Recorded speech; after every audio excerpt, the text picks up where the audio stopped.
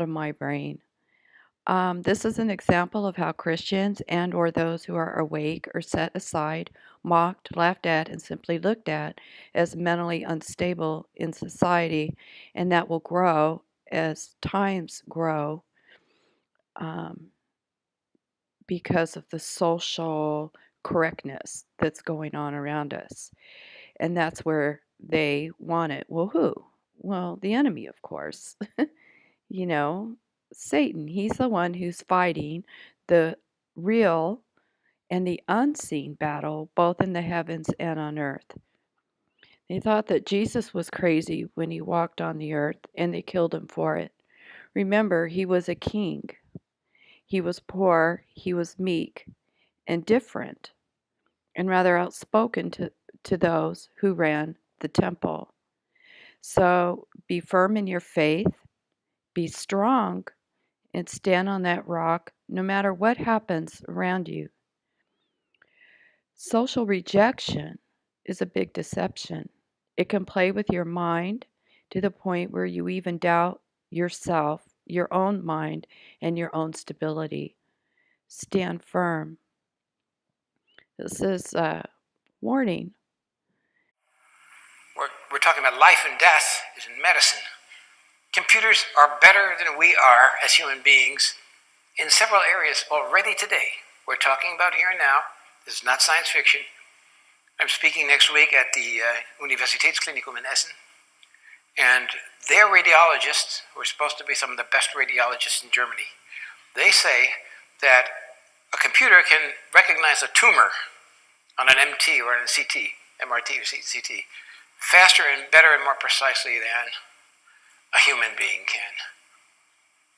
It's picture analysis, and it's done very well by computers, especially in medicine where it saves lives. Now, the robots are getting better and better. They're looking cute. They have these big baby eyes, the sweet way of looking at you. They can examine your facial expression and adjust theirs. But don't be fooled by robots. Even when they get warm skin and even when they get perfume and they start smelling like us and getting really interesting, they are still machines. They have no warm blood in them. There's no sex in them. They have no mortality. They're cold code lines. And they shouldn't be misunderstood. Now, I want you to understand what the power of artificial intelligence is, and I have two examples. One is surveillance cameras. Everybody knows, that we're being watched by cameras everywhere, and most people think surveillance is a camera there, and it's me down here, and it's watching me. One person, one camera. Well, that's because we're stupid. That's the way we comprehend the surveillance, one camera, one person. We can't comprehend it when it goes beyond that.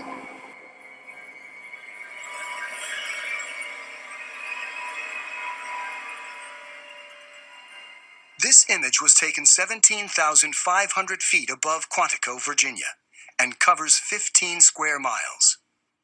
This whole image is at a very, very fine resolution. So if we wanted to know what is going on in any spot along this image, say near this building at this intersection, everything that is a moving object is being automatically tracked. The color boxes represent that the computer has recognized the moving objects. You can see individuals crossing the street. You can see individuals walking in parking lots.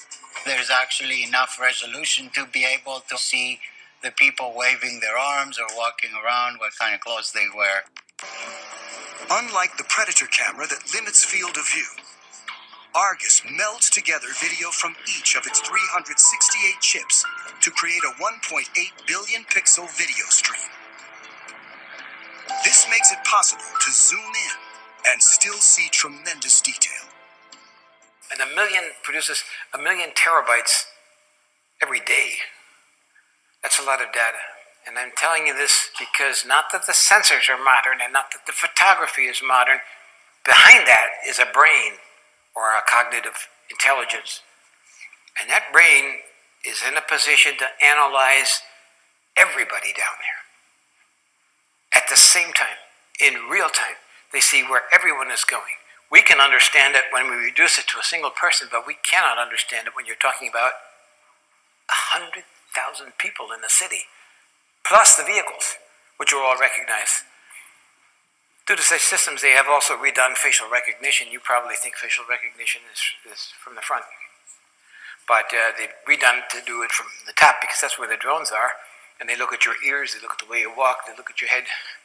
That's modern facial recognition. So that's one idea. As a human being, we think of one camera and one person. This is a little of their things, that it's taking all the details, all the music up to, and they record it so they can tell where that person was 2 weeks ago, 2 months ago, what stores he visited, what his whole behavioral patterns are. That's all part of the analysis of Argus. These are called tennis balls in military and intelligence circles. It's a new secretive sensoric thing. A cruise missile will fly into a valley in Afghanistan, and this is especially important because the troops have left many of these areas, and it will drop literally thousands of these sensor packages, or these tennis balls. They're all packed in foam rubber. They record with cameras, they record with microphones, they record with seismic measurements, they record with Geiger counters, they record with chemical sensors that can look for chemical things. That's not the amazing part of it, and it's not the amazing part that they have a little signal that goes over here to the transmitter goes up to the satellite. Old technology, nothing special. But the special part of it is, behind that system, there's a fusion software that can combine the audio and the visual and the seismic and the chemical, all of these signals, and make sense of them and analyze on the ground what kind of troop movements they are, what are the kinds of vehicles they're using, what are they transporting, is there radioactivity in that. It takes all of these different pieces of information and turns it through fusion software into an understandable picture, which goes way beyond our vision. Artificial intelligence only works if you have huge data masses. Artificial intelligence only works if you have big data. But big data only works if you have artificial intelligence to make sense of it, because human beings can no longer sort and sift and order the huge volumes of data that we have collected. And thus it is not surprising that the company that has the most information in the world, it's probably the most powerful country in the world, Google, is very interested in artificial intelligence and has been traveling around the world as a shopping queen, buying all the companies that are dealing with robotics. This is one of their robots. This is called Atlas. And they're buying artificial intelligence, all the artificial intelligence companies from around the world. Now this is, if you ask Google, it's a peaceful robot, right? He doesn't have a gun. He doesn't throw atomic bombs. He just walks around and stands there. But you may have seen the superimposers DARPA, Defense Advanced Research Projects Agency. That is the research arm of the Pentagon. And then you see the video was made by Lockheed Martin, which is one of the most powerful and influential and richest weapons companies in the world. So why is the Pentagon investing this money? Why has Lockheed Martin taken over large aspects of the company? This guy's called Big Dog. He also belongs to Google, also DARPA financed. Peaceful dog, right? Unless he gets caught on a maneuver of the United States Marines as part of a military unit. So these are not flower children. These are robots that have a function, and robots that have a function and an intelligence, and perhaps an intelligence that goes beyond us, are dangerous things. Now that's a Predator drone. It was taken at a secretive United States Air Force base in New Mexico. Predator drones, you've seen them, right? You've seen them on TV, you've seen them in the newspapers. They're old. They're 20 years old of technology. It looks very scary when the Spiegel and the ARD write modern technology and the guys in the joystick and killing people and Taliban and in Afghanistan far away. But that's what a modern drone looks like. This is not a Predator, this is a Pegasus. It's an X-47B. It's owned by the Navy. It's a jet-powered machine, not like a propeller-driven Predator. It goes 2,000 miles into enemy territory. It carries 2,000 kilos worth of explosives. and is run by artificial intelligence. It starts alone, flies its mission alone, comes back alone, and here's the clue, it lands all by itself on an aircraft carrier. Talk to any pilot you've ever met. What's the most difficult landing area you can possibly imagine? They say it's an aircraft carrier. Short runway, things moving, very hard. This thinking drone can do it. But here are the two keys to Pegasus. Pegasus is invisible. Now, I'm not talking about stealth and being invisible to radar. I'm talking about invisible to the human eye. And you won't find this in any newspaper anywhere. It's invisible to the human eye because the bottom has an LED layer on it, and the top has cameras, which have been removed here in the picture, which film the sky, and they project at the bottom a live picture of the clouds up above the aircraft, and you can hardly see it. And they're responsible for a lot of these UFO sightings in Nevada near the testing areas. Jet engine propulsion, a reach of, this is in German, of 2,000 miles, start and landing all by itself. Stealth is optical stealth, you can't see it, and the kill decision, which is required by United States law to be made by human beings. Human beings must be in the loop before someone is killed by a drone, but it's in the machine, and it doesn't need people.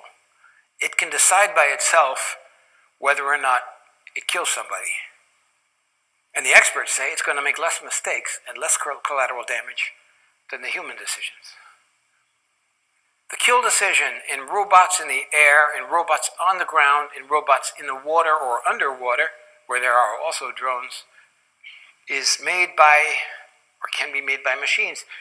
And in my book, I quote many official United States government documents which say, our goal is to have the kill decision made by them. The problem is, artificial intelligence, sometimes they make mistakes.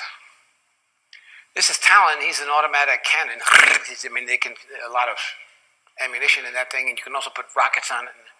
It's in Iraq since 2007. At a demonstration with U.S. generals and experts, the damn thing got out of control and started pointing at the audience. And there was a Marine there, thank goodness, running across the field who tackled it like a football player and threw it on its side and probably prevented a couple hundred people from being killed.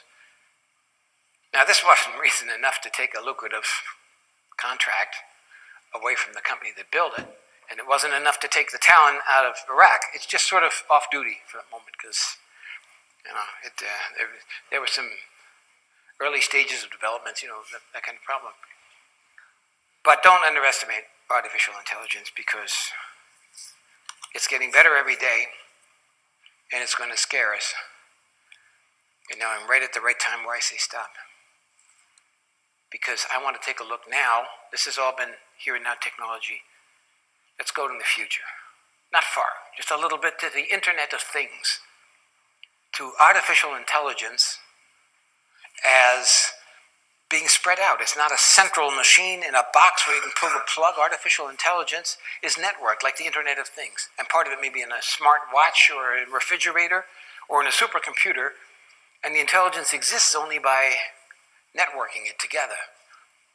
If the supercomputer needs more computer power, it goes there and gets it out of the Internet. If the computer needs better programs, it goes there and gets those programs. And if it needs more information, more data, it goes there and gets more data.